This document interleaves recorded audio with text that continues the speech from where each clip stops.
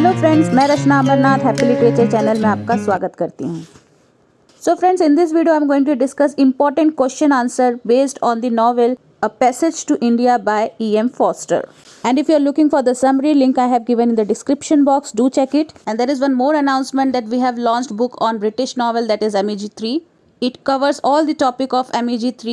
Each chapter consists of summary of the novel, then character list, character analysis, important questions along with the answer for 20 marks. So if you want to check the book, links I have given in comment section as well as description box. Okay, now let's start with the question answer.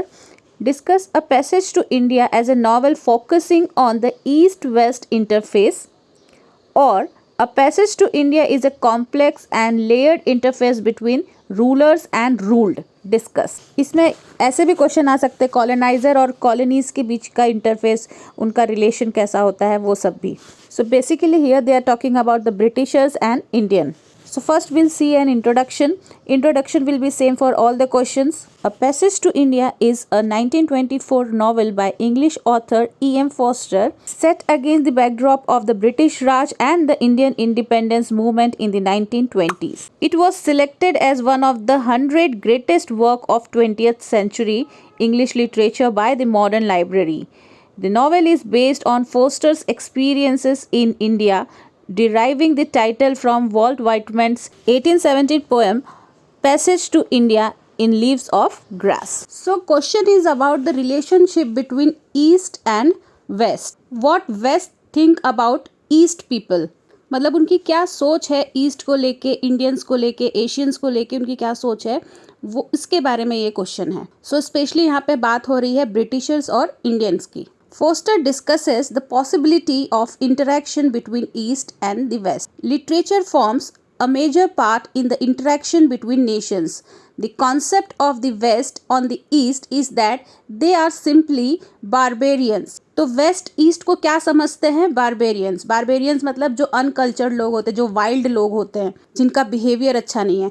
तो ये waste लोग east के बारे में ऐसा सोचते हैं कि ये लोग बारबेरियंस है, लोग अनकल्चर्ड है, लोग वाइल्ड है, लोग इलिटरेट है, इसलिए इन पर रूल करना ज़रूरी है ताकि इनको कल्चर्ड बना सके.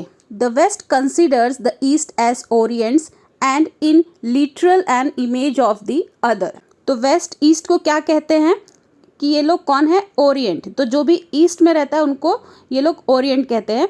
और इसका मतलब है अदर. अदर मतलब जो सुपीरियर लोग हैं, कल्चर्ड हैं, लिटरेट है, एडुकेटेड है, वो सब कौन है? वेस्ट के.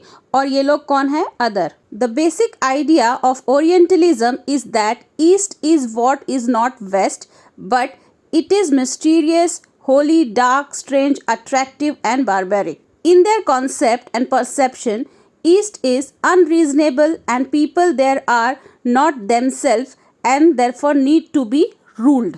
तो ये एक तरीके का एक्सक्यूज़ है कि ये लोग ने कॉलोनीज क्यों बनाए, ये लोग ने ईस्ट पर क्यों रूल किया. ये कहते हैं कि ईस्ट को ज़रूरत थी हमारे डोमिनेशन की, हमारे कंट्रोल की, ताकि वो लोग उनको एडुकेटेड बना सके, उनको कल्चर्ड बना सके. तो इस नावल की शुरुआत से ही इंडिया को बहुत अच्छे से प्रेजेंट किया गया. इंडिया को एक होली नेशन बताया गया कि वो कल्चरली कितना रिच नेशन है, वो बताया गया. इंडिया के एजलेस हिस्ट्री के बारे में बताया गया और साथ ही साथ ब्रिटिश रूल के बारे में. तो जब अजीज़ और मिसेस मूर एक दूसरे से मिलते हैं तो एक्चुअली में रीडर को समझ में आता है दो कंट्री के बीच में differences. So right from the beginning till the end, the novel A Passage to India picturizes India as a holy nation known for its ageless history ruled by British people. The meeting of Aziz and Mrs. Moore display the distinction between two countries and civilization in general, the Eastern and the Western civilization, and their upper hands of one over the other. West cannot identify, understand and agree with the perfection of the East. तो waste कभी भी इस चीज़ को accept नहीं किया कि east भी अपने तरीके से परफेक्ट है.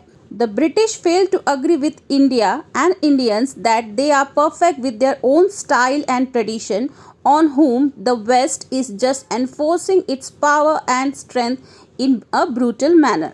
मतलब सबका अपना रहन सहन का तरीका है, सबका अपना कल्चर है. तो कोई ये कैसे कह सकता है कि नहीं, तुम जो कर रहे हो, तुम्हारा जो कल्चर है वो इन्फीरियर है हमारे से. A Passage to India is regarded as Forster's greatest novel, which stands as a valuable critic of British Raj in India. तो ये बहुत ही तो फोस्टर ने इस नॉवेल के थ्रू ब्रिटिश रूल को क्रिटिसाइज किया है. He uses themes such as the gulf between people of different races, the need for personal relationships, the achievement of harmony within a man and between men and the universe of their fullest expression. It further presents the complex problems which are to be found in relationships between the English and the native people in India. तो इस novel में आपको बहुत सारे themes देखने मिल जाएंगे, जैसे race में जो डिफरेंसेस है, फिर रिलेशनशिप में जो डिफरेंसेस है, लेकिन सिर्फ नेगेटिव साइड्स नहीं है, इसके पॉजिटिव साइड्स भी है, जैसे कि achievement of harmony within man. In the novel the ruling Anglo Indians, मतलब जो ये ब्रिटिशर्स थे, think of their rule as a burden nobly born by them in order to civilise the native barbarians. तो ये जो rulers थे उनको कहीं भी गिल्ट नहीं था कि हम इनके ऊपर रूल कर रहे हैं, बल्कि वो ये सोचते थे कि हम इनके ऊपर एहसान कर रहे हैं, इनको रूल करके, इनको कंट्रोल करके, ताकि ये सिविलाइज्ड हो सके. This imperialistic prejudice results in the division of the rulers and the ruled, the white and the colored. तो नॉवेल के बिगनिंग में, नॉवेल की शुरुआत में ही कुछ कैरेक्टर्स आपस में ये डिस्कस करते हैं कि क्या ये पॉसिबल है कि एक ब्रिटिशर एक इंडियन दोनों आपस में फ्रेंड हो. तो इस बात का डाउट अजीज़ को हमेशा रहा कि एक ब्रिटिशर, एक इंग्लिश कभी भी इंडियन से फ्रेंडशिप कर सकता है. तो कुछ ऐसा इंसिडेंट भी होता है नॉवेल में कि जो अजीज़ का प्रिजुडिस था ब्रिटिशर्स को लेके, इंग्लिशमैन को लेके, वो उसको सच लगने लगा. जब मिसिस मूर इंडिया आई, लोगों से मिली, तो उसके बिहेवियर, उसके बातों से ये लगा कि उसको बहुत ही अच्छा अंडरस्टैंडिंग है इंडिया को लेके, इंडियंस को लेकर. और अजीज़ के साथ इनकी अच्छी जान पहचान भी हो गई और ये लोग घूमने के लिए भी जाते हैं, एक केव देखने जाते हैं. तो जो केव है वो इंडिया को रिप्रेजेंट कर रहा है, वो इंडिया के डार्कनेस को रिप्रेजेंट कर रहा है. इस केव में ही एडिला अजीज़ के ऊपर एलिगेशन लगाती है, जिसकी वजह से उस पर केस चलता है. तो ये केव एक्चुअली क्या दिखा रहा है कि जो कंट्री है, जो इंडिया है, वो अभी भी डार्कनेस में है, जहाँ पे फ्रीडम की लाइट नहीं है, जहाँ पे सेल्फहुड का लाइट नहीं है. Now let's see the conclusion. The novel talks about the possibility of friendship between an Englishman and an Indian, which will bring the possibility of friendship between the East and the West. The rulers do not have real sympathy for the suffering of the people meant to be ruled.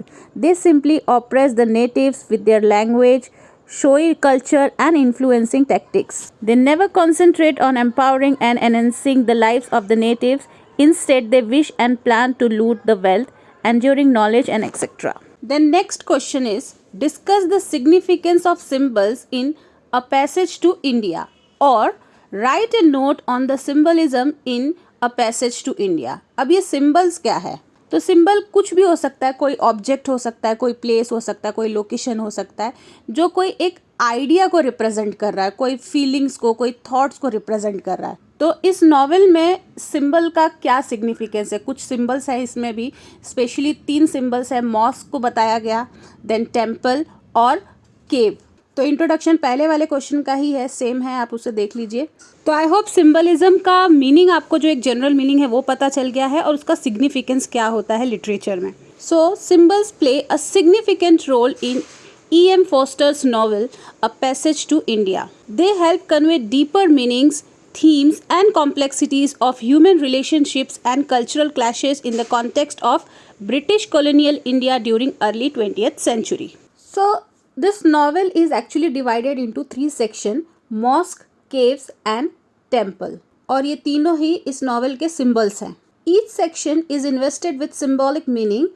As a matter of fact, mosque, caves and temple are 3 major symbols in the novel. The 3 sections with the heading of the mosque, the cave and the temple serve significant purpose for the idea that Forster wishes to convey through the particular section. तो इन तीनों symbols के through poster ने अपने ideas को convey किया है. तो पहले देखते हैं मॉस्क का एज अ सिंबल क्या सिग्निफिकेंस है इस नॉवेल में. तो मॉस्क को सिंबल ऑफ अंडरस्टैंडिंग बताया गया है. अंडरस्टैंडिंग बिटवीन 2 पीपल, अ हार्मनी रिलेशनशिप बिटवीन 2 पीपल. तो ये 2 पीपल कौन है? एक है डॉक्टर अजीज़ और मिसेस मूर.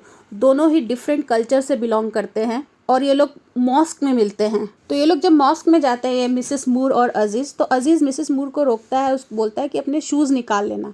तो जब वो देखता है उसके शूज़ की तरफ, तो वो पहले से निकले हुए थे। तो मिसेस मूर बोलती है, मुझे पता है कि यहाँ का कैसा कल्चर है, मॉस्क के अंदर गॉड है और वहाँ पे शूज़ या चप्पल पहन के नहीं जाते। यहाँ पे ये दिखाया गया कि मिसेस मूर को इंडिया के कल्चर को लेके कितना रिस्पेक्ट था।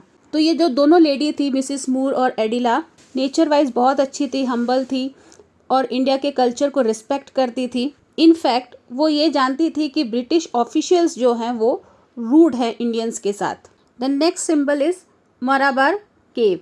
तो केव क्या रिप्रेजेंट कर रहा है? केव डार्कनेस को रिप्रेजेंट कर रहा है इस नॉवेल में, एम्प्टीनेस को, lack of freedom, lack of self expression. So the cave represents complexity which is surrounded in mystery. Critics hold different views upon the symbolic meanings of Marabar caves. It has been described as base, dark, echoing the very voice of that union which is the opposite of divine womb and the soul of India. Obviously the caves are symbol of evil. Their emptiness, their desolation मतलब खालीपन, सूनापन, and their darkness convey a sense of futility. तो हम यहाँ पे मूर के experience को देखेंगे, जो उसके साथ हुआ केव में, वो बहुत ही बुरा हुआ।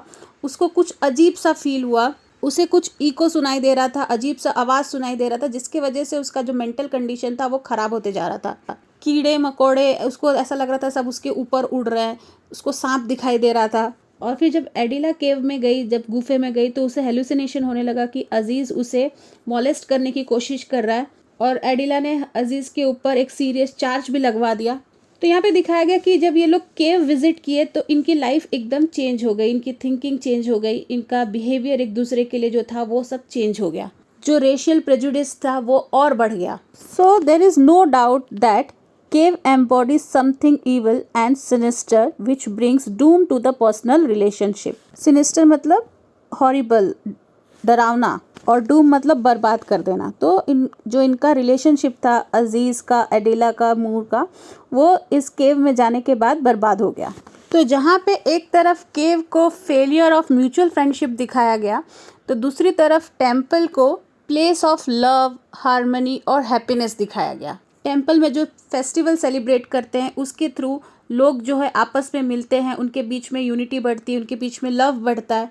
यहाँ तक कि जो एनिमीज़ होते हैं, जो दुश्मन होते हैं एक दूसरे के, जो पुराने दुश्मनी होती है वो भी ख़त्म हो जाती है जब टेम्पल में कोई फेस्टिवल को सेलिब्रेट करता है। So the temple, the last section of a passage to India, contains the essence of the novel, love, harmony and happiness. It shows symbolically the final triumph of the Hindu temple over the pre-Hindu caves of Marabar. If the cave stands for the failure of mutual friendship in the face of chaos, the temple festival is a living symbol of unity in love, of coming together of different people, even former enemies, in a spirit of reconciliation. Now let's see the conclusion. In A Passage to India, symbols are used to explore complex themes such as cultural misunderstandings, the clash of civilization, the oppressive nature of colonialism, and the difficulty of foregoing genuine connection across cultural and racial divides. तो symbols के through, जो भी symbols यहाँ पे use हुआ है उसके through हम ये सारे थीम्स को एक्सप्लोर कर पाए, समझ पाए। These symbols enrich the narrative by adding layers of meaning and depth to the story, making it powerful exploration of complexities of colonial India and human relationship. तो फ्रेंड्स, इस वीडियो में बस इतना ही। ये दोनों क्वेश्चन ही बहुत इंपॉर्टेंट है। तो अगर आपको ये वीडियो अच्छा लगा है तो प्लीज़ इसे लाइक कर दीजिए, चैनल को सब्सक्राइब कर लीजिए। तो मिलते हैं मेरे नेक्स्ट वीडियो में नए टॉपिक के साथ। तब तक के लिए आप अपना ख्याल रखिए। बाय।